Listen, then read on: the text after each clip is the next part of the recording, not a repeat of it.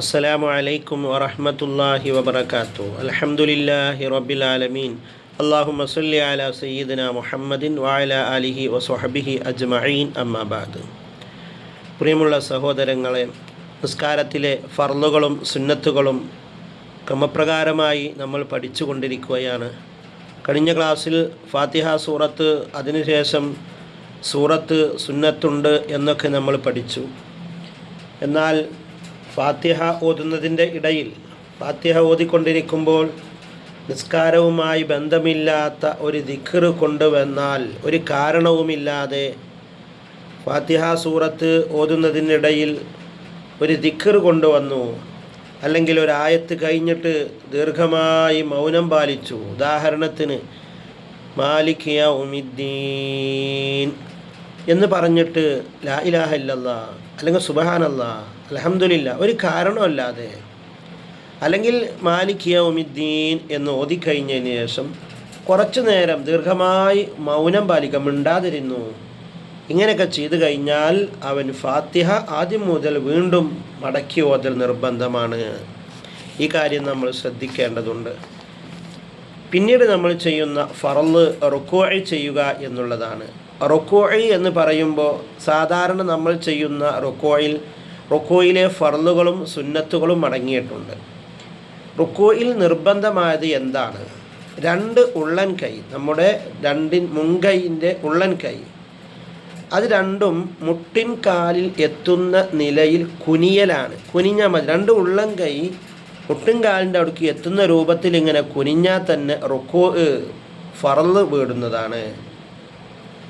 എന്നാൽ കാൽമുട്ട് പിടിക്കുക, ഉള്ളം കൈ കൊണ്ട് കാൽമുട്ട് പിടിക്കുക, അതുപോലെ നമ്മുടെ മുതുകും പിരടിയും സമമായി ഒരേ ലെവലിൽ നിർത്തുക. അതുപോലെ അതിൽ സുബ്ഹാന റബ്ബിയൽ അലീം വബിഹംദിഹി, അങ്ങനെ തന്നെ നമ്മൾ ചൊല്ലണം. സുബ്ഹാന റബ്ബിയൽ അലീം വബിഹംദിഹി. ഈ ദിക്ർ 3 പ്രാവശ്യം ചൊല്ലുക. ഇതൊക്കെ റുക്കൂഇൽ സുന്നത്തായ കാര്യമാണ്. ഇനി മറ്റൊരു കാര്യം ശ്രദ്ധിക്കേണ്ടത്, റുക്കൂഅ് സ്ത്രീകൾ ചെയ്യുമ്പോഴും പുരുഷന്മാർ ചെയ്യുമ്പോഴും വ്യത്യാസമുണ്ട്.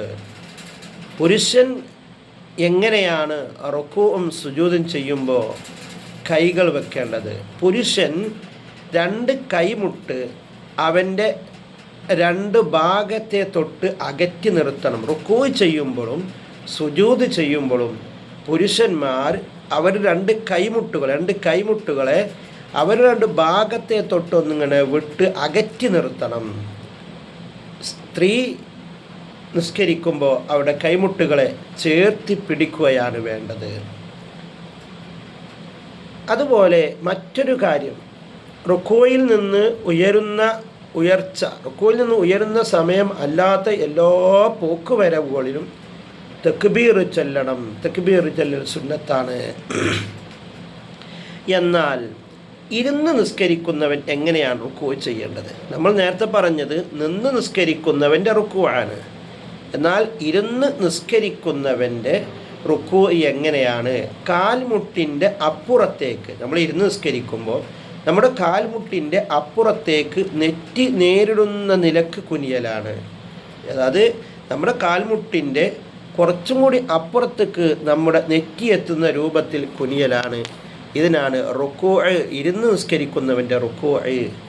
അല്ലാഹു സുബ്ഹാനഹു വ തആല അല്ലാഹുവിന് ചെയ്യുന്ന ഇബാദത്തുകളൊക്കെ തെറ്റുകളില്ലാതെ പൂർണ്ണമായി ചെയ്യാനുള്ള തൗഫീക്ക് അല്ലാഹു നമുക്കെല്ലാവർക്കും നൽകട്ടെ. ആമീൻ.